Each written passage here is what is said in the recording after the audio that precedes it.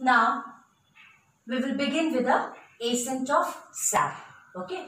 Now see the definition of ascent of sap.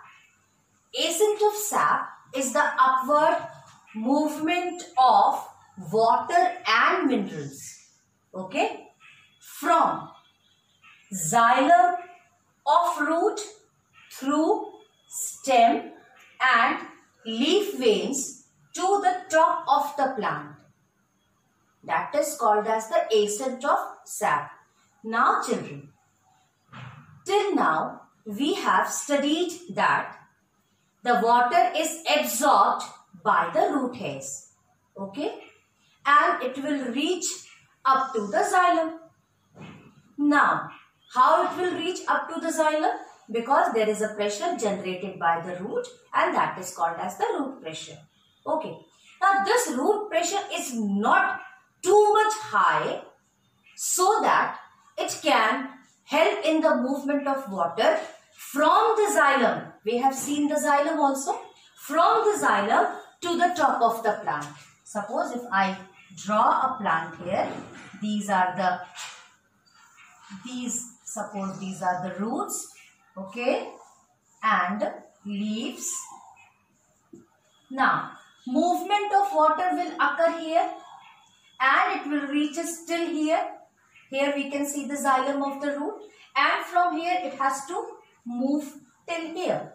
But because of the root pressure, water will reach only up to this place and it will not reach till the top of the plant. So, the movement of the water from the xylem to the top of the plant is done with the help of ascent of sap. Clear? Here the movement occurs because of the root pressure. But here there is a ascent of sap. So what is the definition? See once again. Upward movement of water and minerals from the xylem of the root to the tip of the plant. That is via stem, leaf veins to the tip of the plant is known as ascent of sap. Now we will see what are the forces that help in the ascent of sap. Number one is capillary force. Okay. Now see, the meaning of capillary force is, it is the movement of liquid. What we have to see? Number one, capillary force. Now, what is this capillary force? This is the movement of liquid along the solid surface.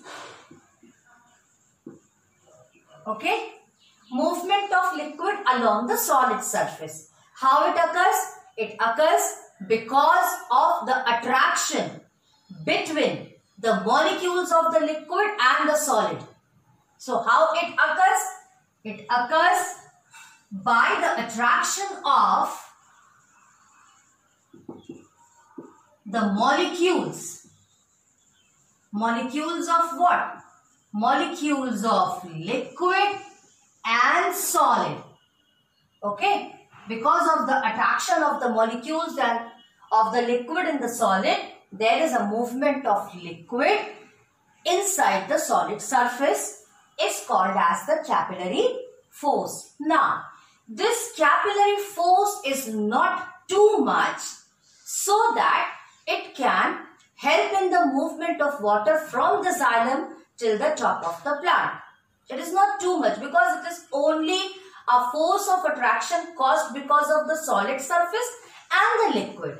So, there will be little amount of pressure which help in the movement of water up to a definite extent, and after that it will fall off. Okay. Now, like there is not too much pressure that will help in the movement of water to the up.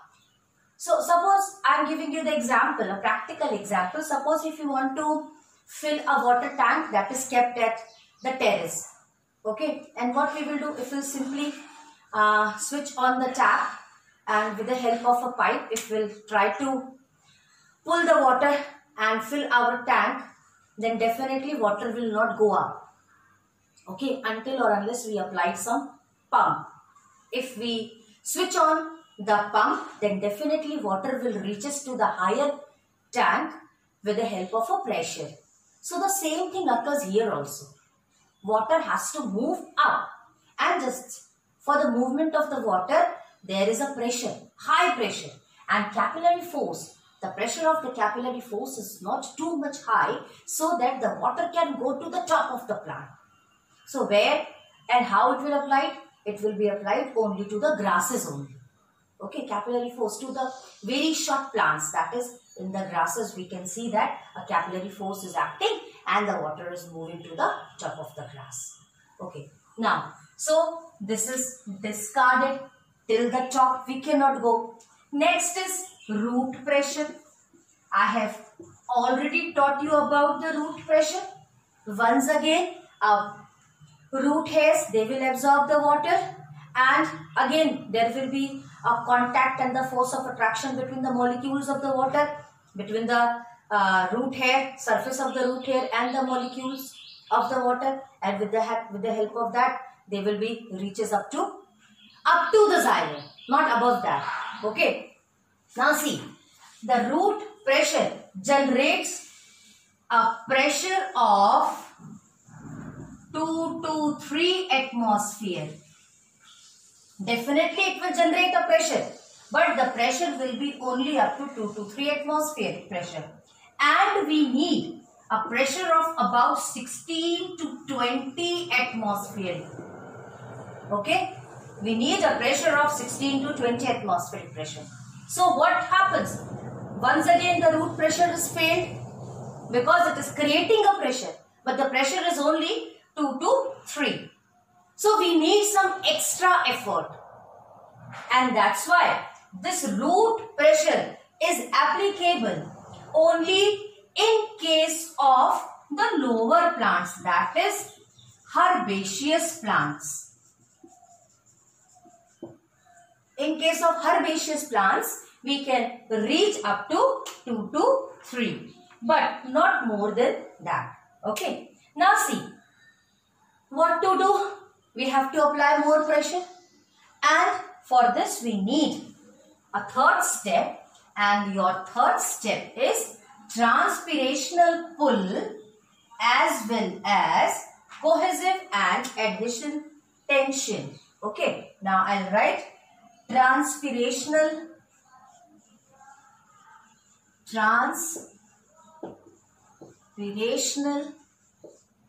this word has come from the transpiration. Okay, from the transpiration. So we have transpirational pull and cohesive and adhesive force. Clear? Now see, what is the meaning of transpirational pull? We all know that, suppose if I draw a leaf, clear? We all know that leaf contains stomata, and with the help of opening of stomata there will be loss of water, and that is called as the transpiration. Loss of water from the leaves, clear, is called as the transpiration. Now our leaf has already prepared food by the process of photosynthesis, and the food should be in the liquid form so that it can reaches to the different part of the plant. This you know very well. Solid food cannot travel in the plants. So the food should be in the liquid, and if by the process of transpiration, if there will be loss of water, okay, by the method of transpiration, then definitely there will be a creation of tension inside the leaf because it needs water anyhow. So what will happen? There will be a tension inside the leaf, and the tension generated by the leaf because of the loss of water by the method of transpiration. Okay, what this leaf will do? This will try to pull the water anyhow from anywhere. Okay, and this is called as the transpirational pull, because once again, because of the loss of water by the method of transpiration, a tension has been generated inside the leaf. To compensate that pressure, tension, the leaf will pull the water, and this is called as the transpirational pull. Now, because these leaves require water, they will try to stretch the water towards themselves. So what happened? The water will definitely move up. Okay, because now they need water. So this is one major cause for the movement of water from the xylem of the root till the tip of the plant. Second is cohesive and adhesive force. Now see, the movement of water column does not break because of the cohesion. Now children, we have two terms, force of cohesion and adhesion. In class 8 somewhere you have read this thing in your chemistry portion. When there is a pressure between the molecules, then that is called as the force of cohesion. Like if I draw the water molecule, this is the water molecule, this is the water molecule. Now, a pressure or a force of attraction between the water molecule is called as the cohesion force. Within the same molecules, in a general term, we can say that a force of attraction generated between the same molecule is called as the force of cohesion. And if the same pressure is generated between the molecules of one substance to the other, then that is called as the adhesion force. Now see how it is adhesion force. Now this is the cohesion force, because the water molecules, they are attracted to each other. And suppose this is the wall of the xylem. We know that water will move through the xylem vessel. And suppose this is the xylem vessel. There will be the attraction between the xylem vessel and the molecule of the water. Okay? Between the xylem vessel and the molecule of the water, there is again one force of attraction, and this is called as adhesive force of attraction. Now, second point is also clear. That is because of the cohesive force, the water molecule, they will be tightly linked with one another. This is one water molecule, this is another, this is third, this is fourth. Each and every molecule of the water, they are linked with each other. And at the same time, they are linked with the xylem vessel also. They are not leaving the xylem vessel. And this helps in the movement of water up to the tip of the plant. So, two things are taking place simultaneously. Number one, there is a transpirational pull. The plant, the leaves, they need water because they have lost their water because of the transpiration. And there is, when the water will move, then two important things will play. What? There will be the cohesion as well as the adhesion force. And because of all these two steps, two methods, the water can reach up to the tip of the plant, up to the top of the plant. Okay.